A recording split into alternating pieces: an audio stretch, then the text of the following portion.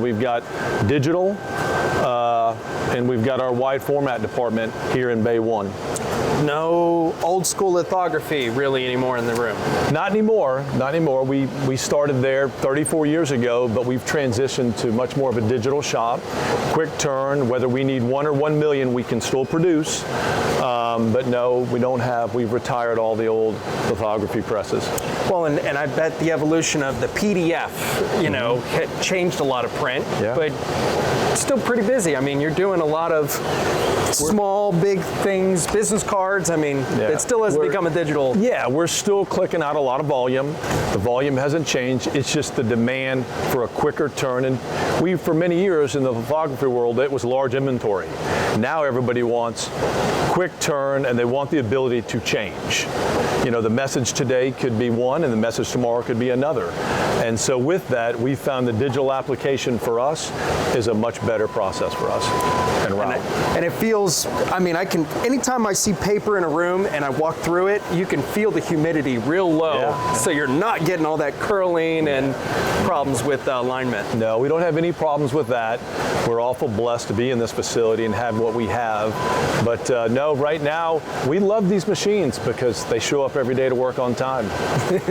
We love them. And you don't need a bunch of people sitting at each one. No, you don't need a bunch. I mean, back in the day, we'd need 2 to 3 operators on a big press.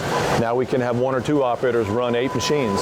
And the learning curve for a digital machine has to be significantly less. Yeah, significantly less. You know, they're for the most part, they're plug and play. All these machines are networked to our front, to our operations, to our design team and layout. So the files come right to the machines. We queue them up, load the media, and away they go. And your 100,000 square foot facility, and just under, you own this building? I do. Because like my shop, I put it on my property. I hate the idea of renting, putting money into it, and then just not having that asset to go with me. You've retrofitted this room to be the best possible digital. Absolutely. I mean, I wake up every day and I say my prayers, and I'm blessed to have this facility here. We purchased the facility years ago, almost 10 years ago, and it's been a blessing for us. No, we own this, and we take good care of it, and we take a lot of pride in it. As we go around this tour, you'll see how clean it is. And we take care of this like no other, just like we do all of our iron here in the building. Hi, Paul. We're in Bay 3, but I don't see any paper sitting in the room. What are we doing here? This is Bay 3. This is our embroidery department. This is where the ladies do wonderful work in here. We're super blessed to have an amazing crew. Anything you want to run thread through, we can do it here. So whether you're going to put it through a polo, what do we got? Hats, hoodies, bags, blankets, you name it, we can run thread through it, and we're just beyond blessed to have the iron we have and the people we have running this department. I mean, you have 4 8-head Tajima machines, which pretty much everybody in the industry thinks Tajima is the benchmark. I mean, they are a great Japanese manufacturer. How long ago did you get into the apparel embroidery side and printing? We have been in here, I want to say we're going on our 8th year in-house, and we are just continuing every year to continue to expand and grow. These machines, we bought these machines during COVID, so we upgraded all this to the latest and greatest Tajima machines, 8 heads. Yeah, this continues to be, as you can see, a department it's on full growth mode. Well, I mean, apparel, it's not going anywhere. No, Paper it's not going to. Has gone a lot of digital, you know, look at a screen. Shorter runs, quick turn. But shirts are never going to be that way. So you kind of saw a way to diversify CGP by bringing in the apparel in-house? Absolutely, and this just adds for our existing partners just another way where they can consolidate all their needs through CGP on a vertical play. So whether it's their printing or whether it's their uniform and their embroidery or their screen printing, it's all in a box with a bow. And every one of those colors is going to be identical to one another, because when you're dealing with businesses, that brand color has to be exactly perfect. Absolutely. So whether it's coming out of whether maybe it's a business card, a brochure, it's a booklet, it's embroidery, it's screen print, it's something coming off one of our promo etching engraving machines, right, that's important. The logo police within our partners, they want it all to match. I see a lot of M&R screen printing equipment. Absolutely. You only buy the best possible equipment. probably, I would assume, I mean, labor is your number one expense. 100%. And when you give your team the right tools, they're going to be more efficient, make less mistakes, and be happy working with it compared to pulling your hair out working with some type of cheap. Absolutely. I've always felt from day one, 34 years ago, at the end of the day, when I go home that little bit and put my head on my pillow, I need to know that the iron that we have here is fully checking the box of failure is not an option for us. Quality has got to be top of the line, and we've always invested from the very beginning in the best of the best, whether that's in our Bay 1 that you saw, Bay 2, Bay 3, or here in screen printing. Yeah, failure is not an option when it comes to quality. We want to succeed, and with that, we maintain the best partners in the industry in each one of our divisions. And what I see, like 4 or 5 autos, and all the dryers, and again, you've been able to retrofit your building to work as optimally as possible. Right. I mean, you're talking about a lot of power also to bring into the facility. Yeah, we have spent several $100,000 on power. We've spent a lot of time laying out the building to work for us, because at the end of the day, we need to streamline the processes. We need to get the jobs in and out as quickly as possible. We don't need to be traversing all over the building. So no, we've got plenty of iron, and we've got lots of power. What's a typical turnaround time? I'm sure it depends on a lot of different factors. Yeah, absolutely. I mean, the turn time always depends on, there's multiple factors that go into a turn time, but at the end of the day, our job is to get the product to our partners when they desire it. So if that's a quick turn, if that's in a day, it's in a day. If it's in 2 weeks, it's in 2 weeks. But, we're here to do the heavy lift for our partners, make them look good. And that's a true partnership, is picking each other up and not thinking that you're just some middleman that has to outsource something. I mean, I bet when they saw that you started bringing embroidery and apparel printing in-house, they felt better about the partnership versus when you would have to outsource some of it to someone else. Absolutely. I mean, we're here to take the heavy lift. We want our partners to go do what they do best and grow their businesses, and let us do this, and we're just that other spoke in the wheel to make them successful. So if they need a project and it's got to be done and it's an insurmountable project, it's got to get done in 2 weeks, and it's a huge operation, we're going to get it done. We're going to deliver when they need their product. Again, that's a partnership. Yep. All right, Paul, I guess we're in the warehouse section, and I see a lot of aisles here. So what all are you storing? Everything we have in here is coming out of one of the other divisions. So we could have digital, we could have offset in here, we could have wide format, we could have promo, we could have embroidery, screen print. There's nothing in the building that we don't produce that couldn't be stored in here. So it's just a little bit of everything. It really is partner driven, client driven. And I mean, you don't like sitting on inventory, but you need to be able to grab, drop in like an Amazon, right? Yeah, absolutely. So when applicable, we'll store inventory, but for our clients, we obviously want to monitor the inventory. We don't want them loaded up with inventory because we want them to be able to pivot should they desire. We can do, as we talked about earlier, we can do 1 or 1 million of anything as quickly as possible. So this is the amount of inventory we need in here to be quick responsive. Some of these items here move rapidly, so we'll put some inventory at a decent number, but it's not all the items we produce because a lot of them are printed on demand these days. Wow. And again, I mean, that's a lot of product to be stored here. Yeah, we've got a lot. We probably have, total picking bins, it's well in tens of thousands, so there's still quite a bit of them. But as time goes on, the inventory comes down because obviously the model of a quicker turn and more of an on-demand ability to pivot becomes more and more prevalent. Well, and sometimes that's just the equipment catching up to us as well. I mean, in the apparel world, it's amazing how it's quickly changing. I mean, direct-to-film gets more popular every day. Screen printing's never going anywhere. It's always going to be the go-to. Right. But what you can, when that client needs 20 pieces shipped out today, it's the digital. It's amazing what it allows you to do. Absolutely. Digital continues to grow, and I just go back to 34 years ago, everything was we need 5, 10,000, we need 100,000, we need 1 million, and now it's we need 12.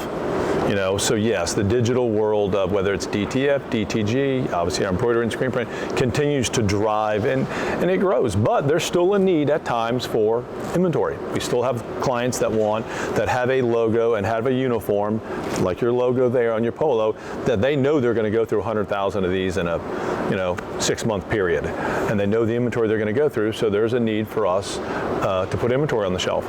And do you think some of those customer partnership expectations, Amazon has kind of reset what the client expects, something to be turned around? I mean, I know you're not dealing with the same type of customer, but when I ship apparel, everybody expects something there next day, because Amazon has changed a lot of that. Absolutely, there's no doubt. I mean, everyone wants that easy button to click and boom, it shows up the next day. So that has changed, absolutely. And so we've had to change with that. We have obviously brought in additional iron, whether again, we've got digital, offset, wide format, promo, embroidery, and now in screen printing, the ability to produce one just as easy as 1 million. So yeah, Amazon has had a lot to do with the I need 5 and I need them tomorrow. Yeah, I mean, and Amazon they just keep setting that bar. Yeah. And it's pushed us, but you've been able to adapt clearly. And what was it like here during COVID? I mean, did a lot of this change? I mean, absolutely. We had, I would say, a high 90% of our partners were for the most part shut down. Wow. So we were. It was scary. It was humbling. We waited about 24 hours, and then we gathered in what we refer to as our war room and came up with some ideas. We reached out to several of our partners. We came up with a few ideas that really panned out for us. We were very early on producing, whether that was sanitizer, producing masks, producing acrylic for the retailers and the QSRs who were going back early on, and we were blessed. We were blessed. Now it was very different. Unfortunately, we did have to cut back in several of the departments, but we were able to forge through it and be better for it. So it wasn't easy, but we're blessed to be where we're at today and have recovered. All right, Paul, we went through digital, offset, embroidery, screen printing, your inventory. Once that's all done, you got to get to the customer. Absolutely. So we're in the shipping department, and over here we see UPS, FedEx, USPS.